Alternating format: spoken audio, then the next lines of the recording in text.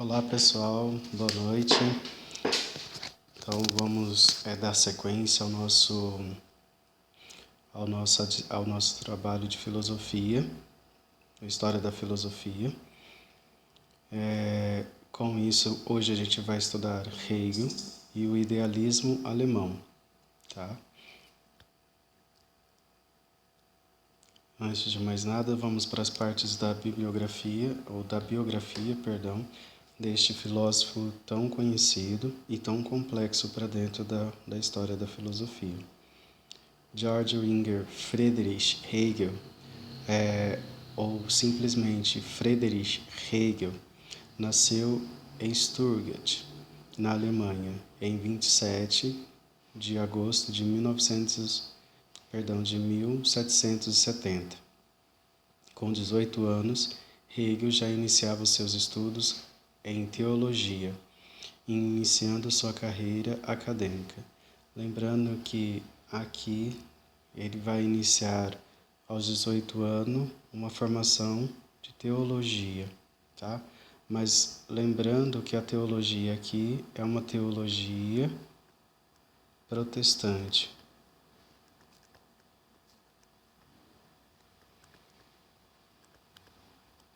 Tá?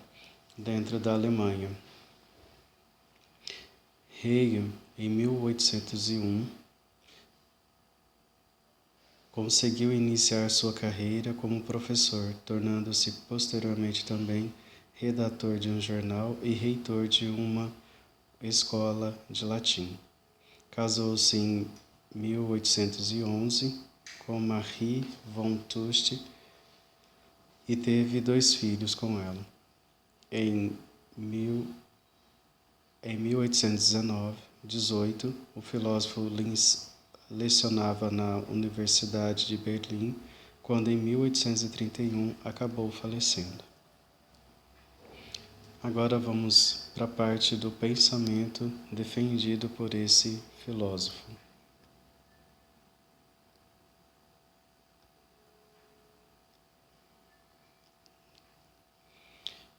Bom, pensamento de Hegel. Os filósofos anteriores, como Kant e Descartes, postulavam comumente que havia uma essência eterna. Essência eterna. Vamos lá, eles afirmavam, então, esses teóricos, que existia a essência eterna das coisas.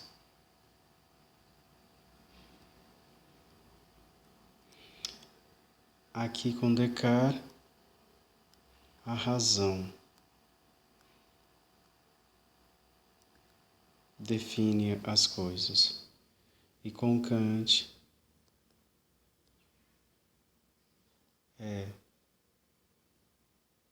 a realidade mais o pensamento, que ele chamou de mente.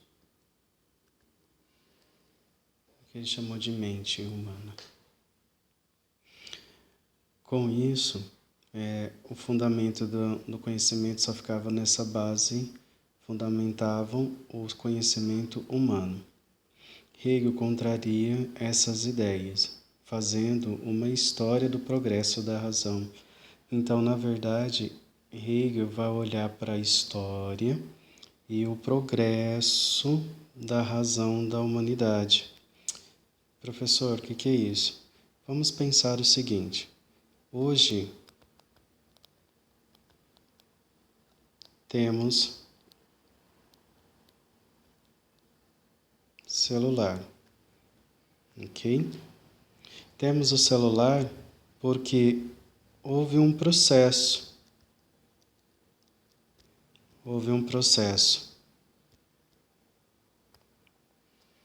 histórico do pensamento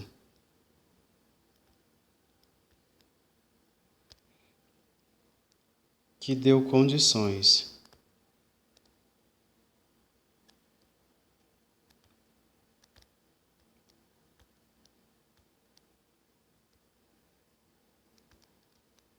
de chegarmos a este conhecimento.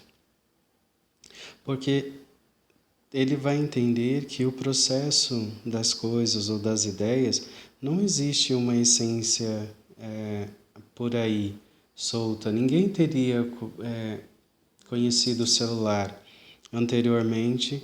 Hoje a gente conhece o celular justamente porque houve um processo da humanidade que possibilitou a existência deste modelo. Então, não tem coisas eternas, tem as coisas que são feitas a partir dentro de um contexto, de um processo da razão humana que vai despertando e descobrindo novas realidades. Ou seja, as verdades não são atemporais e elas caminham conforme a lógica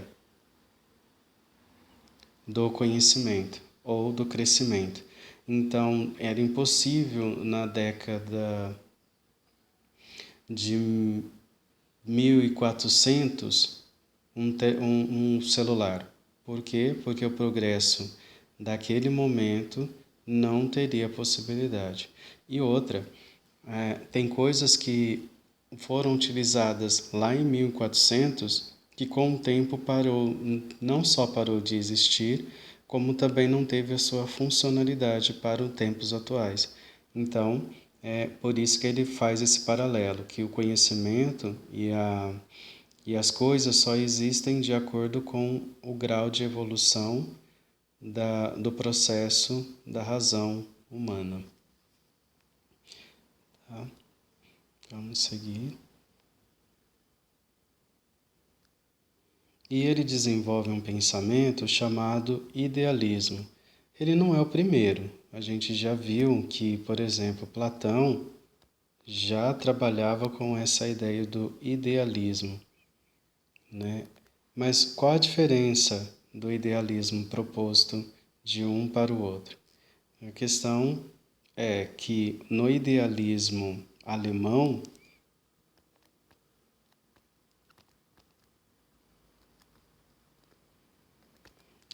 de Hegel, é uma maneira de explicar as coisas reais que existem. São determinadas por uma ideia universal anterior. Então, precisa haver uma ideia universal de celular, porque quando eu falar celular, todo mundo entenda a compreensão desta palavra. Hegel é reconhecido enquanto um idealista, mas não foi o primeiro e nem o único. Tenta explicar que as coisas são anteriores às coisas, como fez Platão.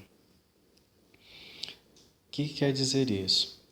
Se eu peço, daqui a pouco eu vou mostrar o exemplo. É melhor assim, porque vocês vão compreender um pouco mais. O idealismo na prática. Fiz essa elaboração, na verdade, material que eu usei de apoio, propunha para a gente tentar aqui entender o que é universalismo das ideias com idealismo. Por exemplo, para que seja construída uma casa, é necessário que exista antes uma ideia do que é uma casa. Então ninguém começa a criar nada do nada, né? Ou começa até a criar, mas aí ele vai tendo algumas referências de outros objetos. Essa ideia não foi um indivíduo ou outro que decidiu o que seria. Na verdade, vai haver uma necessidade da coletividade, de uma sociedade aprovando se aquela ideia está de acordo com a proposta feita pelo pensador ou em caracterizar determinados objetos. Com isso, é importante a gente observar que trata-se, na verdade, de uma ideia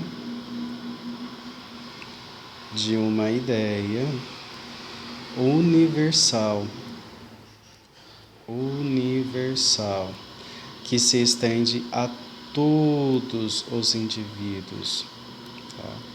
Não basta ser uma verdade para mim, tem que ser uma verdade para todos, ter uma universalidade deste conhecimento. Tá bom? Vamos seguir. Mais um pouquinho, vamos aguardar. Portanto, chegamos à conclusão de como seria o pensamento de Hegel. O idealismo de Hegel vai além, é mais restrito. Para Hegel, os conhecimentos úteis, vamos grifar, para Hegel, os conhecimentos úteis para explicar o mundo são aqueles verdadeiramente universais, baseados em ideias universais. Aí ele dá alguns exemplos. A qualidade, todo mundo entende. Quantidade, todo mundo sabe. Existência, ninguém. Ser, então, ele trabalha com ideias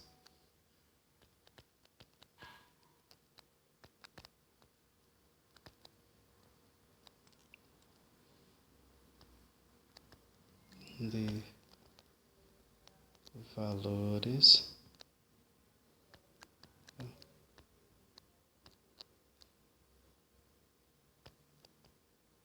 universal.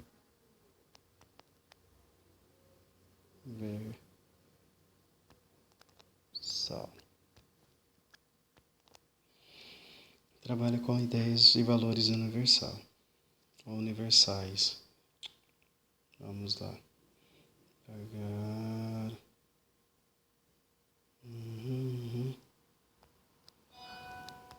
Universais.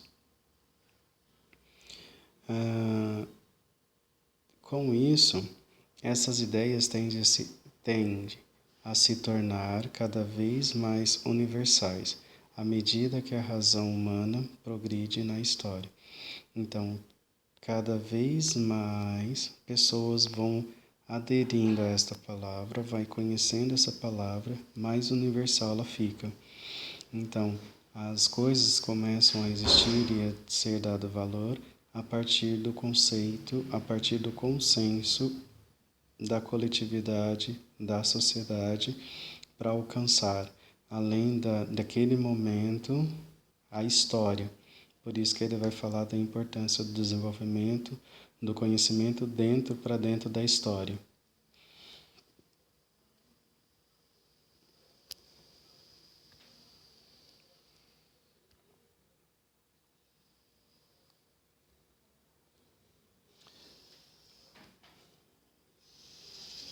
Deixa eu ver aqui mesmo. Bom, o que ele vai propor como estado? Estado é uma situação, tá? O estado é uma realidade. Então vamos observar o que ele define essas realidades. Primeiro, ao invés de estudar os estados em suas particularidades, ou seja, as coisas em si, Hegel tenta analisar o que é estado, ou seja, a sua ideia universal.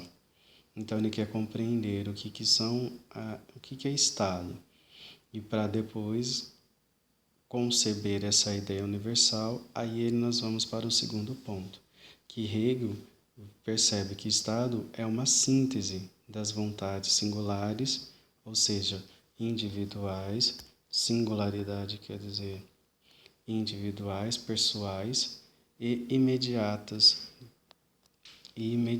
do sujeito ou dos indivíduos. Então, para ele, a realidade, o estado, é uma síntese da vontade, tá? Singular, minha, e daquele momento, porque pode chegar uma determinada situação que eu deixo de ter essa vontade imediata, e aí eu passo a ter outro tipo de interesse.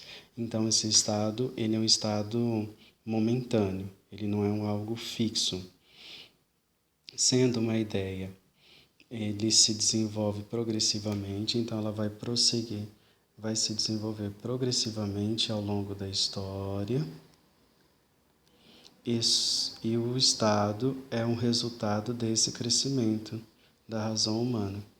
Então, tudo que possibilita eu alcançar essa vontade né, e eu me encaixar dentro desse universo, é, em síntese, o crescimento da razão humana. Por quê? Porque eu vou estar fazendo exatamente aquilo que me é permitido dentro daquele contexto histórico. É no estado que os indivíduos podem encontrar seus deveres, tá vendo? Encontrar seus deveres e também sua unidade. Eu me torno um indivíduo, mas com todos, e ao mesmo tempo dos desejos individuais. Então, o estado para ele tem a ver com a equação, a minha adequação, vontade da minha vontade com o processo histórico e sabendo o que são os meus deveres para manter essa unidade dos desejos individuais. Seguindo.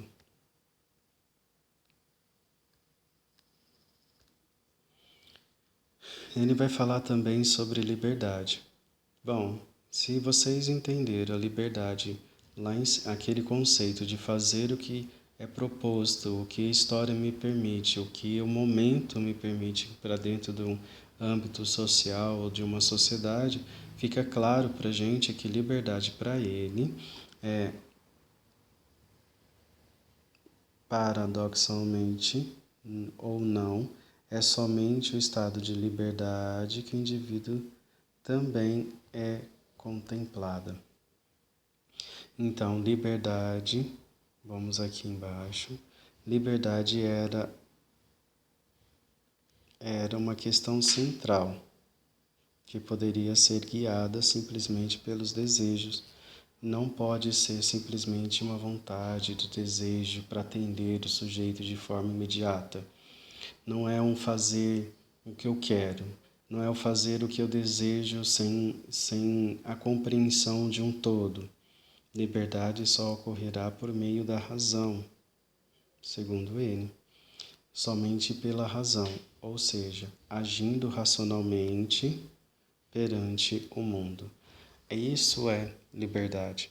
É eu fazer o que eu desejo conscientemente, utilizando a minha razão para dentro de um contexto do que lhe me é permitido.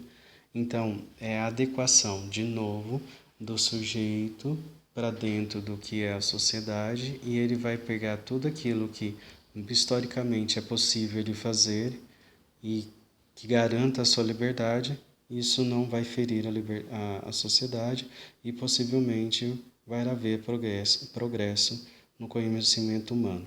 Caso contrário, é desgraça, é infortúnio aquele que tenta fazer o que bem quer, do jeito que quer, da maneira que deseja, sem ter a responsabilidade. Isso não é liberdade para Hegel.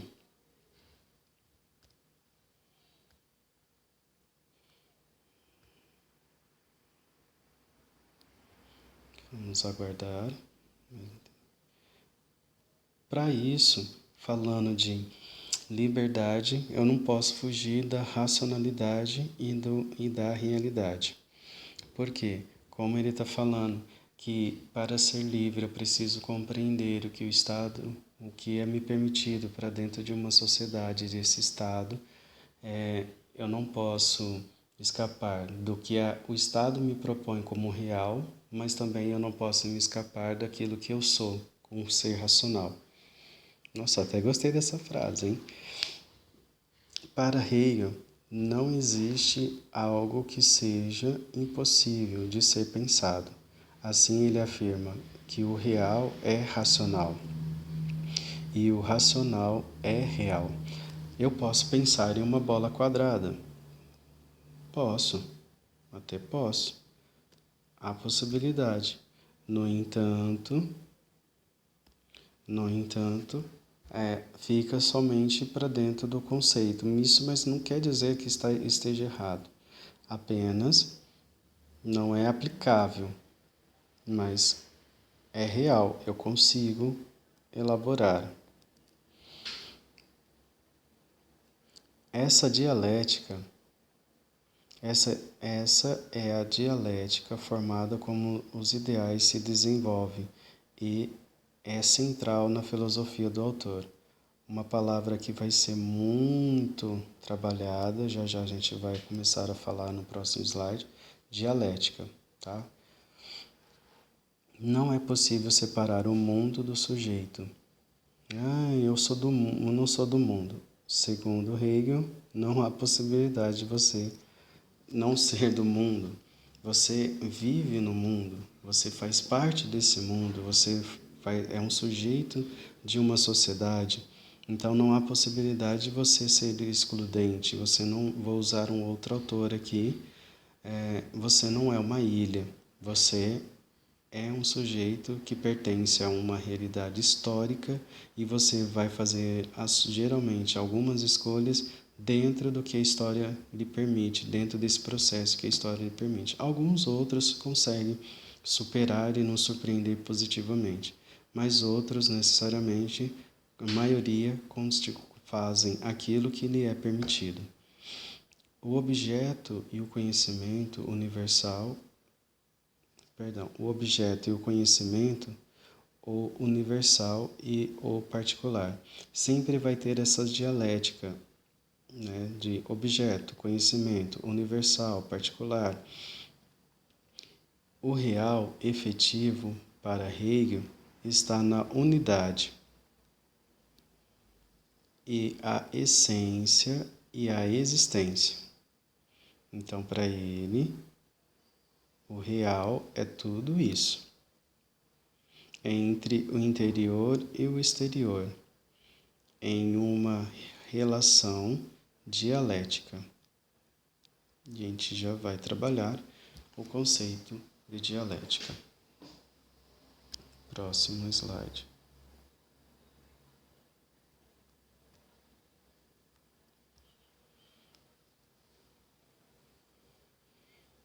Aqui nós temos uma dialética clássica e religiosa. E aí vocês entenderão. Quando eu falo de dialética, existe uma tese e uma antítese da tese, que é uma ideia contrária, né? Aqui, Jesus, vamos pensar assim, Jesus,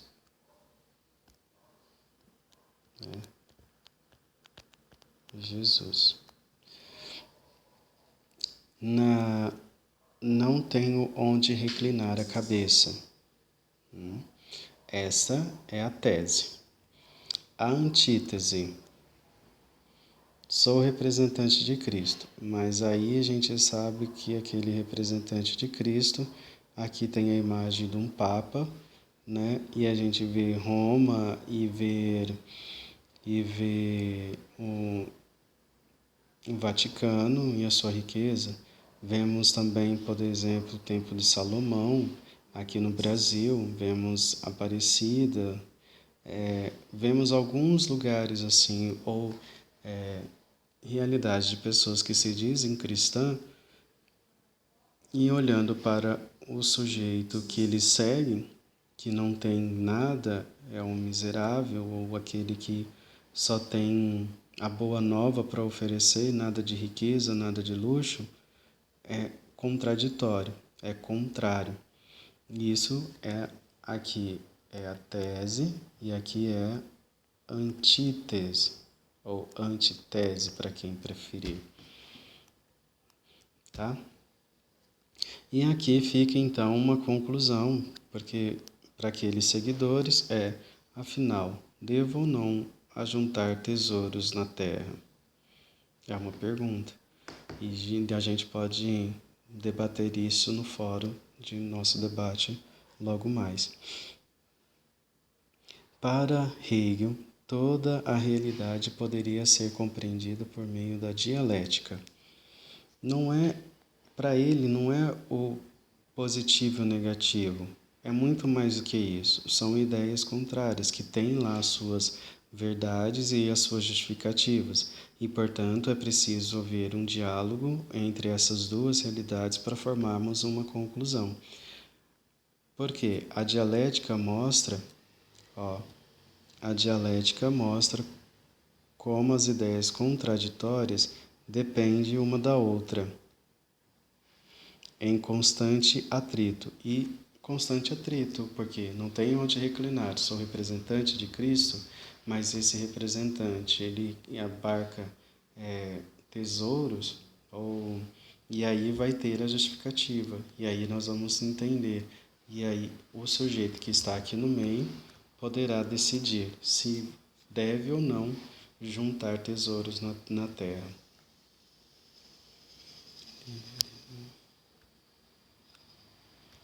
E aqui vamos para um exemplo dado pelo próprio Hegel, tá? Com relação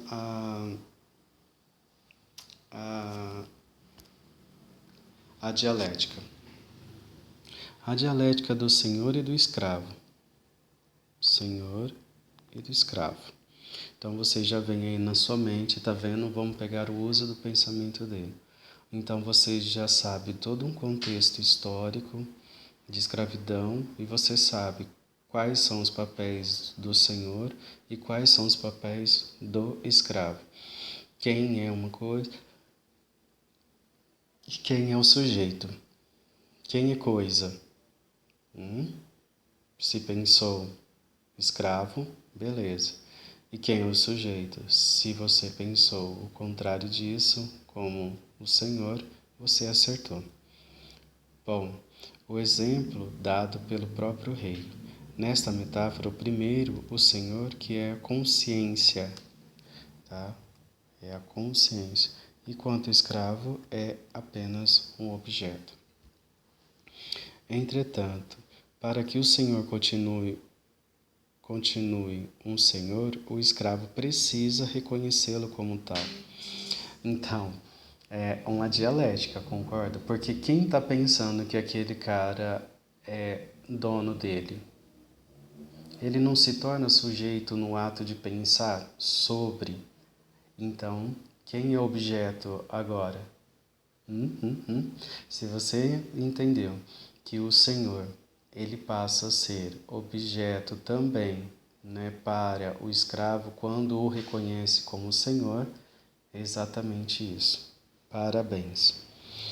Assim, o escravo é ao mesmo tempo objeto e também sujeito. O Senhor precisa do escravo para ser Senhor. Não é positivo e negativo, como a gente aprendeu.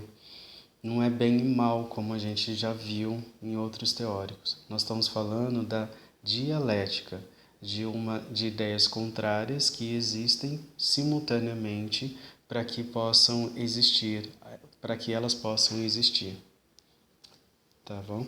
É fantástico esse pensamento, essa metáfora de Hegel. Vamos para a formulação. E assim terminamos a nossa aula de hoje. A formulação da dialética. Dialética tem uma formação de tese e de antítese ou antitese, para quem preferir. Na metáfora do senhor e do escravo, a afirmação de uma tese precisa o reconhecimento do outro, de sua própria negação. Qual é a própria negação do senhor? O escravo, que é a antítese. Esse atrito entre tese e antítese culmina na síntese, que eu pego as duas ideias e aí você já tem formulado o que é senhor e o que é escravo. Não é uma síntese? É uma síntese, gente. É uma síntese por quê? Porque você tem claro o que é um e o que é o outro. E que para a relação desses dois, para existir, necessariamente precisa existir um e para ter o outro. Perfeito. A dialética é assim a própria forma como as coisas ocorrem. E é também o meio pelo qual podemos alcançar a verdade. Quando eu tenho ideias opostas, E aí a gente pode pegar no âmbito geral, principalmente jurídico, olha só o que esse cara nos propõe. A dialética é assim, a própria forma como as coisas ocorrem e é também o qual pelo meio, o meio pelo qual podemos alcançar a verdade. Por quê? Pensa, eu escuto o relato de um réu e eu escuto o relato de uma vítima, uma suposta vítima, apurando os fatos das ideias apresentadas por eles que são contrárias, concorda? Eu vou ter a capacidade de analisar quem está dizendo a verdade ou não. O desenvolvimento, e isso se dá, olha só, gostei porque agora eu trouxe um exemplo super bacana para vocês entenderem. Porque eu trouxe, o que importa é você olhar para o réu e para vítima. Não, o que importa para você é analisar o enredo da história. O desenrolar da história, do acontecimento do qual os dois estão ali narrando. E aí a gente perceber e superar as contradições, tá? Se ele não estava lá, porque ele estava em outro ambiente, ele não poderia ser o sujeito que provocou algum atentado contra essa pessoa. Bom, mas se esses dois estiverem no mesmo ambiente, aí o negócio aperta para o lado do réu. E assim por diante. Tá vendo, pessoal? Gostei, espero que tenham gostado desse material, porque, embora seja bastante complexo, tentei traduzir da melhor forma possível. Beijo e até mais.